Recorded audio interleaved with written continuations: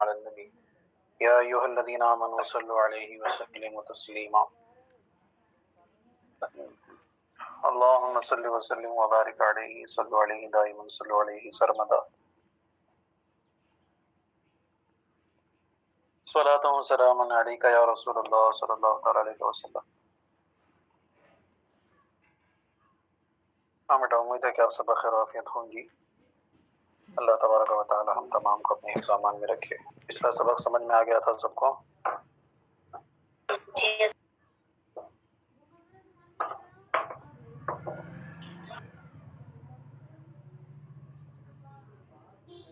دیکھیے، بسم اللہ الرحمن الرحیم۔ باب ما یحل من النساء وما یحرم۔ یہ باب ہے اس بیان میں کہ جو عورتیں حلال ہیں اور جو حرام ہیں۔ ما یحل من النساء، عورتوں میں سے جو حلال ہیں، وما یحرم، اور جو کیا ہیں، حرام ہیں۔ ایک بہت ہی تفصیل طلب بات ہے یہ، کون سی عورتیں حلال ہیں، کون سی عورتیں حرام ہیں۔ کیونکہ حرمت جو ہوتی ہے بیٹا وہ کئی جہت سے ہوتی ہے، نسب کی جہت سے ہوتی ہے، رضاعت کی جہت سے ہوتی ہے، اور سحر کے ذریعے سے، سسرالی رشتے کے ذریعے سے ہوتی ہے، تعداد کے ذریعے سے ہوتی ہے نا، ایمان کے ذریعے سے، ایمان اور اسلام کے ذریعے سے ہوتی ہے۔ تو کئی جہت سے جو ہے حرمت پائی جاتی ہے، ٹھیک ہے۔ بہرحال تو محرمات کا جو تذکرہ ہے، یعنی وہ عورتیں جن سے ہمیشہ کے لیے نکاح حرام ہے یا جن سے عارضی طور پر نکاح حرام ہے، ان کا جو بیان ہے وہ عمومی طور پر آیت کریمہ جو پیش کی جاتی ہے، دو آیت کریمہ ہیں، چوتھے پارے کی سب سے آخری آیت اور پانچویں پارے کی سب سے پہلی آیت، ٹھیک ہے۔ اس میں اکثر محرمات کا تذکرہ بیان فرمایا گیا ہے۔ امام بخاری نے بھی اسی آیت کریمہ کو پیش فرمایا، لمبی آیت کریمہ ہے جس کو انہوں نے الی آخر الآیتین کہہ دیا ہے۔ تو آئیے ابھی اس بحث کو سمجھنے کے لیے ہم قرآن شریف کی ان آیتوں ہی کو پڑھ لیتے ہیں پہلے۔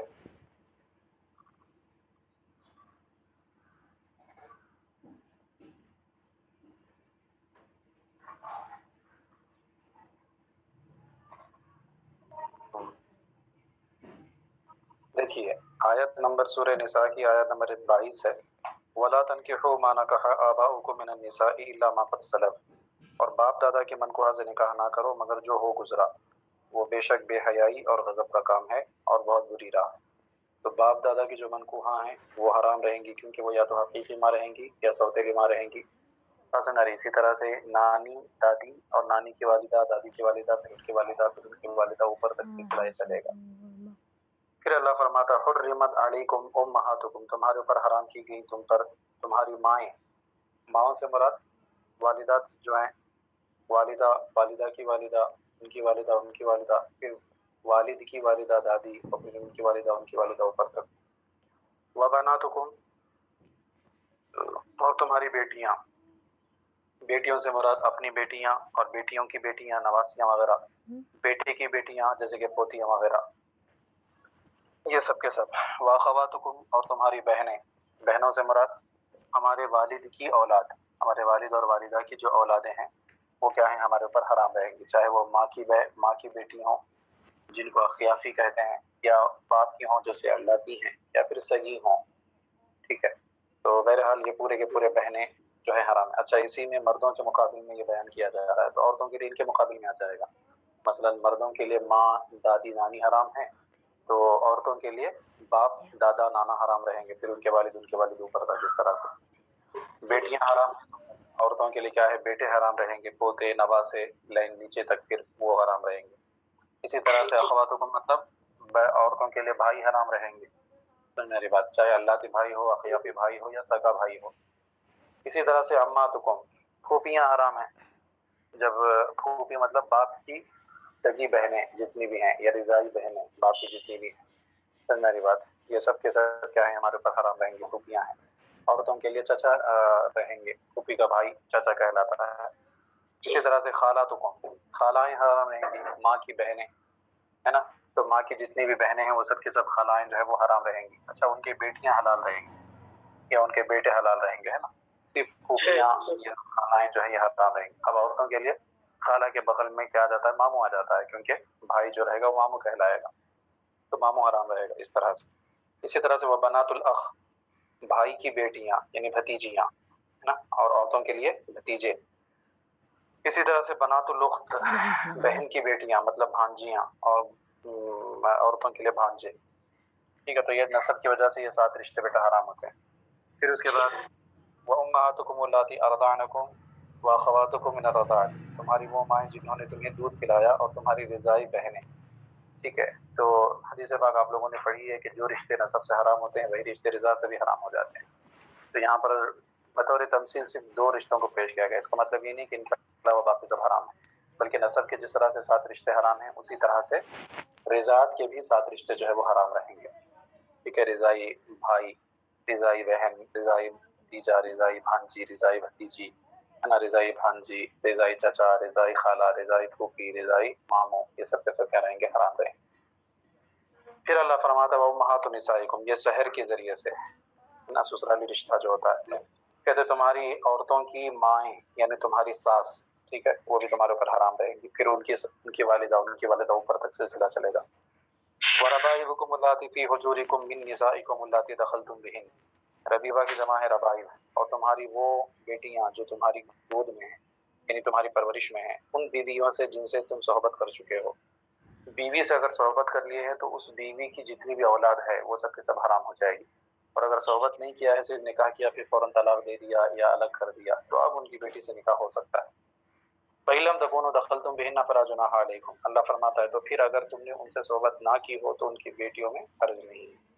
وَحَلَائِلُ أَبْنَائِكُمُ الَّذِينَ مِنْ أَصْلَابِكُمْ، حلائل حلیلۃ کی جمع ہے، بہو کو کہتے ہیں۔ بہو مطلب حلائل ابن مطلب بہو ہوتا ہے، حلائل کا مطلب موتوا کے معنی میں ہوتا ہے جس سے صحبت کی جائے، کہتے ہیں۔ اور تمہاری نسلی بیٹوں کی بیویاں، نسلی بیٹوں سے مراد نسلی اور رضائی دونوں آ جائیں گی، رضائی بیٹا ہو یا حقیقی بیٹا ہو تو اس کی جو بیوی رہے گی بہو، وہ جو ہے حرام رہے گی۔ لیکن اگر پالا کا بیٹا ہو، ہے نا، کسی نے کسی بچے کو لے کر کے پال لیا، اس کا نسبی یا رضائی کوئی تعلق نہیں ہے، بس اس کو پال لیا ہے، تو اب اس کی بیوی سے جو ہے نکاح ہو سکتا ہے کیونکہ ان سے کوئی رشتہ نہیں ہے، صرف ایک بولا منہ بولا رشتہ ہے وہ، ہے نا، بنایا ہوا حقیقی رشتہ نہیں ہے۔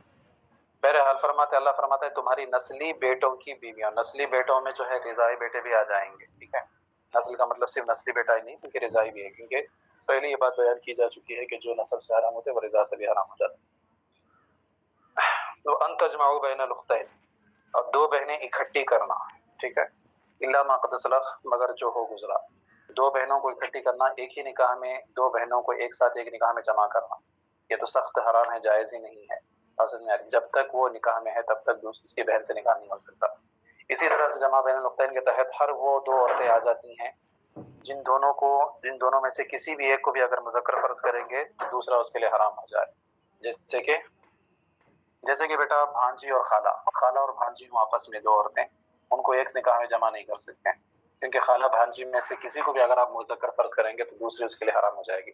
جیسے خالہ کو مذکر فرض کریں گے تو ماموں بھانجی کا رشتہ ہو جائے گا، ہے نا۔ خالہ کو مذکر فرض کرنے کا مطلب کیا ہے، خالہ کا بھائی ہی ہوگا، اب بھائی کون ہوتا ہے، ماموں ہوتا ہے، تو ماموں بھانجی کا رشتہ ہو جائے گا۔ اور ادھر اگر بھانجی کو بھانجا فرض کر لیتے ہیں تو پھر بھانجا اور خالہ کا رشتہ ہو جائے گا، تو یہ بھی کیا ہے، حرام رہے گا، سمجھ گئے۔ اللہ فرماتا ہے ان اللہ کان غفور الرحیم، بے شک اللہ تبارک و تعالیٰ بخشنے والا اور رحم فرمانے والا۔ پھر اس کے بعد اللہ فرماتا ہے والمحصنات من النساء، اور حرام ہیں شوہر دار عورتیں، جو شوہر والی عورتیں ہیں، ہے نا، جن کے شوہر باحیات ہیں، زندہ ہیں، انہوں نے ان کو طلاق نہیں دی ہے تو ان سے بھی نکاح حرام ہے جب تک کہ وہ طلاق نہ دے دیں اور یہ عدت نہ پار کر لیں، یا جب تک کہ وہ شوہر کا انتقال نہ ہو جائے اور یہ عدت پار نہ کر لیں، اس وقت تک ان سے نکاح نہیں ہو سکتا۔ الا ما ملکت ایمانکم، مگر کافروں کی عورتیں جو تمہاری ملک میں آ جائیں، اگر باندی بنا لیے جائیں تو ان سے نکاح درست ہے، اگرچہ ان کے شوہر کافر شوہر جو ہے وہ دارالحرب میں موجود ہوں۔ اللہ فرماتا ہے کتاب اللہ علیکم، کہ اللہ کا نوشتہ یعنی اللہ کا لکھا ہوا مقرر کردہ ہے تم پر۔ وَأُحِلَّ لَكُم مَّا وَرَاءَ ذَلِكُمْ، اللہ فرماتا ہے اور ان کے سوا جو رہی ہو تمہیں حلال، ان کے سوا جو بھی عورتیں ہیں وہ تمہیں حلال۔ اسی طرح سے مشرکہ عورتوں سے نکاح کرنا بھی حرام ہے، اس کی وہ آیت کریمہ دوسرے پارے میں ہے وَلَا تَنكِحُوا الْمُشْرِكَاتِ حَتَّىٰ يُؤْمِنْ، ہے نا، تو وہ دین کی وجہ سے حرام ہونے والی وہ بھی نکل جائیں گے اس میں سے۔ اللہ فرماتا ہے ان کے سوا جو بھی ہیں تمہارے لیے وہ حلال ہے کہ ان تبتغوا باموالکم محسنین غیر مسافحین، کہ تم جو ہے ان کو اپنے مالوں کے عوض میں تلاش کرو، ٹھیک ہے، قید لاتے نہ پانی گراتے، مطلب نکاح کرنے کا مقصد جو ہے صرف جو ہے شہوت رانی مقصود نہ ہو اور فاسد خیال مقصود نہ ہو، بلکہ نکاح کا مقصد جو ہے وہ کیا ہو، قید لاتی، مطلب یہ ہے کہ احسان احسان صاد کے ساتھ، یعنی شرعی طور پر جو ہے بندہ حلال ہو، شرعی طور پر جو ہے اپنے جو ہے نسل کو بڑھانے کی کوشش کرے، اس طرح کی نیت رکھے۔ اور زنا کا جیسا معاملہ ہوتا ہے، زنا میں صرف اور صرف شہوت ہی ہوتی ہے، اس میں کوئی نیک مقصد نہیں ہوتا، تو نکاح میں اس طرح کا مقصد نہ رکھو۔ بس میری تو یہ جو آیت کریمہ ہے بیٹا، آیت کریمہ یہ جو ٹکڑا ہے ان تبتغوا باموالکم، یہی ہماری دلیل ہے اس بارے میں کہ مہر جو ہے وہ مال ہی ہوگا، مال کے علاوہ کوئی اور چیز جیسے تعلیم قرآن وغیرہ کو مہر نہیں بنا سکتے ہیں، ہے نا۔ تو یہاں پر دیکھو صاف طور پر اللہ فرما رہا ہے ان تبتغوا باموالکم، اپنے مال کے ذریعے سے تم کیا ہو، چاہو نکاح کرو، ٹھیک ہے۔ اللہ فرماتا ہے فَمَسْتَمْتَعْتُمْ بِهِ مِنْهُنَّ، تو جن عورتوں کو نکاح میں لانا چاہو، آتوہن اجورہن فریضہ، تو ان کے بندھے ہوئے مہر انہیں دو۔ بندھے ہوئے سے مراد مقرر کردہ، متعین کردہ، جو بھی ان کا متعینہ مقرر کردہ مہر ہے وہ ان کو دے۔ ولا جناح علیکم فیما تراضیتم به من بعد الفریضہ، اور قرارداد یعنی طے شدہ کے بعد اگر تمہارے آپس میں کچھ رضامندی ہو جائے تو اس میں گناہ نہیں ہے، یعنی مہر نکاح ہو جانے کے بعد میں تم دونوں میاں بیوی دونوں آپس میں رضامندی کے ذریعے سے مہر میں کچھ کمی بیشی کر لے تو ہو سکتا ہے، ٹھیک ہے۔ ان اللہ کان علیما حکیما، بے شک اللہ علم اور حکمت والا ہے۔ تو ناری بات، تو یہ دو آیتیں گزری، ان دونوں آیتوں میں ایک اجمالی خاکہ ذہنوں میں بن گیا کہ کون سی عورتیں حرام ہیں اور کون سی عورتیں کیا ہیں، حلال ہیں۔ سمجھنے کے بعد اور آئیے کتاب کی طرف چلتے ہیں۔ کہتے ہیں باب ما یحل من النساء وما یحرم، یہ باب ہے ان عورتوں کے بیان میں جو حلال ہیں اور وہ جو حرام ہیں۔ وقوله تعالی، اور اللہ کے اس قول کے بیان میں کہ حرمت علیکم امہاتکم وبناتکم واخواتکم وعماتکم وخالاتکم وبنات الاخ وبنات الاخت الى آخر الآیتین الى قوله ان اللہ کان علیما حکیما۔ ابھی ہم نے ان دونوں آیتوں کو بیٹا تفصیل سے پڑھا ہے، ٹھیک ہے۔ اب اسی کے اوپر بہت ساری تعلیقات، اس باب کے تحت امام بخاری نے کوئی حدیث پاک پیش نہیں فرمائی ہے بلکہ تعلیقات ہی پیش فرمائے ہیں، بہت سارے تعلیقات، اور اسی سے سب یہی مسائل کے ہیں پورے، تو سمجھ لیجئے کہ پورے مسائل بکھر دیے گئے ہیں۔ کہتے ہیں وقال انس والمحصنات من النساء ذوات الازواج الحرائر حرام الا ما ملکت ایمانکم۔ حضرت انس بن مالک رضی اللہ تعالیٰ عنہ فرماتے ہیں کہ آیت کریمہ میں جو والمحصنات کا لفظ ہے، والمحصنات من النساء، اس سے مراد کون ہے؟ کہا کہ ذوات الازواج الحرائر، شوہر والی اور آزاد عورتیں مراد ہیں۔ حریرتن کی جمع ہے یا حرتن کی جمع ہے حرائر، ٹھیک ہے، ہاں جی۔ اور ذوات تو ذات کی جمع ہے، معلوم ہے آپ کو، یعنی جو عورتیں آزاد ہوں اور شوہر والی ہوں تو وہی عورتیں مراد ہیں کس سے؟ محصنات سے۔ کہتے ہیں یہ بھی کیا ہے؟ حرام ہے، جب تک کسی کے نکاح میں کسی دوسرے کے نکاح میں نہیں ہو سکتی ہے۔ الا ما ملکت ایمانکم، سوائے ان کے جو تمہارے ہاتھ کے ملک ہیں، تمہارے تحت ہیں، تمہارے مملوک ہیں، جیسے کہ غلام یا باندی، تم نے جو ہے اپنی باندی کا نکاح کسی سے کرا دیا ہے، ٹھیک ہے، تو وہ تمہارے اوپر حرام نہیں ہے۔ یہ کون کہہ رہے ہیں؟ حضرت انس بن مالک کہہ رہے ہیں۔ کہتے ہیں کہ لا یرا بأسا ان ينزع الرجل جاریته من ابیه، حضرت انس اس بارے میں کوئی حرج نہیں سمجھتے تھے کہ آدمی اپنی باندی کو اپنے غلام سے جو ہے کھینچ لے، الگ کر لے۔ مطلب کیا ہے کہ اپنی باندی کا نکاح کوئی انسان اگر اپنے غلام سے یا کسی کے غلام سے کر دے تو اب اس سے حضرت انس بن مالک رضی اللہ تعالیٰ عنہ کے نزدیک جو ہے اسے یہ اختیار تھا کہ وہ اس باندی کو اس سے جو ہے کھینچ لے، نکال لے، جب چاہے تب اس سے الگ کر لے۔ لیکن اکثر فقہا اس کے خلاف ہے بیٹا، اکثر کا یہی کہنا ہے کہ جب وہ نکاح کر دیا ہے اس کا تو اب اس کو وہ اس سے خدمت لے سکتا ہے، بس سمجھ آ رہی، کیونکہ وہ مملوک ہے، وہ باندی جو ہے اس کی ملکیت میں ہے تو اس سے خدمت لے سکتا ہے، لیکن میاں بیوی کے معاملات جو ہوتے ہیں وہ نہیں کر سکتا ہے۔ تو بہرحال حضرت انس بن مالک عموم میں الا ما ملکت ایمانکم میں جو عموم ہے اسی عموم کے تحت یہ بحث بیان فرما رہے تھے، تو ان کا مذہب ہے۔ بہرحال فرماتے ہیں وقال، اور فرمائے کہ ولا تنکحوا المشرکات حتی یؤمن، اور مشرکہ عورتوں سے نکاح نہ کرو یہاں تک کہ وہ ایمان لے آئیں، یعنی مشرکہ عورتیں بھی جو ہیں حرام ہیں، ہے نا، حتی یؤمن۔ وقال ابن عباس ما زاد علی 40 فهو حرام، اسی طرح سے تعداد کے اعتبار سے بھی حرام ہوتی ہیں عورتیں۔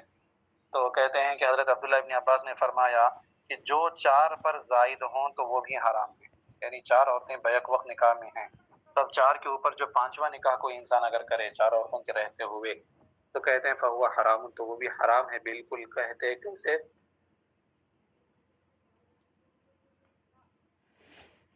कउम्मिही वबनतिही वख्तिही, जैसे कि उसकी माँ हराम है, उसकी बेटी हराम है और उसकी बहन हराम है। यानी पांचवी औरत से निकाह करना वैसे ही हराम है जैसे कि माँ बहन बेटी से निकाह करना हराम है। मतलब क्या है, जिस तरह से माँ बहन बेटी से निकाह करने के हराम होने में किसी तरह का कोई शक और शुबा नहीं है, उसी तरह से चार औरतें के रहते हुए पांचवी औरत से निकाह करने का भी मामला है। समझ में आ गई बात। वक़ाल लना अहमद इब्न हम्बल हद्दसना यहया इब्न सईद अन सुफयान क़ाल हद्दसनी हबीब अन सईद अन इब्न अब्बास हरुम मिन नसबी सबउन व मिन अश्शहरी सबउन थुम्मा क़रअ हुर्रिमत अलैकुम उम्महातुकुम अलाया। हमसे हज़रत अहमद इब्न हम्बल जो अइम्मा अरबा में से हैं, वो बयान फरमाते हैं कि हमसे हदीस बयान की यहया बिन सईद ने, वो रिवायत करते हैं सुफियान से, वो कहते हैं कि मुझसे हदीस बयान की हबीब ने, वो रिवायत करते हैं सईद से, वो रिवायत करते हैं हज़रत इब्न अब्बास रज़ी अल्लाह तआला अन्हुमा से। हज़रत अब्दुल्लाह इब्न अब्बास रज़ी अल्लाह तआला अन्हुमा फरमाते हैं कि हरुमा मिनन नसबी सबउन व मिन अश्शहरी सबउन, नसब के ज़रिए से 7 रिश्ते हराम होते हैं और शहर के ज़रिए से भी 7 रिश्ते हराम होते हैं। नसब के ज़रिए से 7 कौन हराम होते हैं? वाज़ेह है बिल्कुल, माएँ हैं, बेटियाँ हैं, बहनें हैं, खालाएँ हैं, फूफियाँ हैं, बनातुल अख़ हैं और बनातुल उख़्त हैं, ठीक है, भांजे और भतीजियाँ। ये 7 हो गए नसब के ज़रिए से हराम, आयत करीमा में जो बयान किया गया। और फिर फरमाते हैं शहर के ज़रिए से भी 7 रिश्ते हराम होते हैं। अब शहर के ज़रिए से जो 7 रिश्ते हराम होते हैं तो उसको समझिए बेटा। असल में हज़रत अब्दुल्लाह इब्न अब्बास जो नस में बयान किए गए हैं, आयत करीमा में जो बयान किए गए हैं, उनको गिना रहे हैं। और दूसरी बात यह है कि शहर से मुराद खास ससुराली रिश्ते को नहीं लिया इन्होंने, बल्कि शहर से मुराद इन्होंने लिया है जो नसब के अलावा हो। अब उनमें से कुछ रिजात के रहेंगे, कुछ शहर के रहेंगे। समझ में आ रही बात? तो वो जो 7 रिश्ते हैं जो अल्लाह ने हराम फरमाए हैं शहर से, जिनको हज़रत अब्दुल्लाह इब्न अब्बास मुराद ले रहे हैं, वो कौन कौन है? एक रिजाई माँ है और एक रिजाई बहन है। वो उम्महातुकुम अल्लाती अरदाअनकुम व अख़वातुकुम मिन अर्दाअत, ये 2 हो गए। फिर है सास, व उम्महातु निसाइकुम। फिर उसके बाद है रबाइबुकुम अल्लाती रबीबा हैं, ठीक है। फिर उसके बाद है व हलाइलु अबनाइकुम, ठीक है। कितने हो गए? 5 हो गए बहुएं, है ना। फिर उसके बाद छठा है वहन तजमाउ बैनल उख्तैन, कितने हो गए? 6 हो गए। फिर उसके बाद इससे पहली वाली जो आयत है वला तनकिहु मा नकहा आबाउकुम मिनन निसा, तुम्हारी बाप ने जिनसे निकाह कर लिया, बाप की मौत हुआ, बाज़न मेरी बाप की मनकूहा, तो वो भी क्या है? हराम है। तो ये 7 होंगे।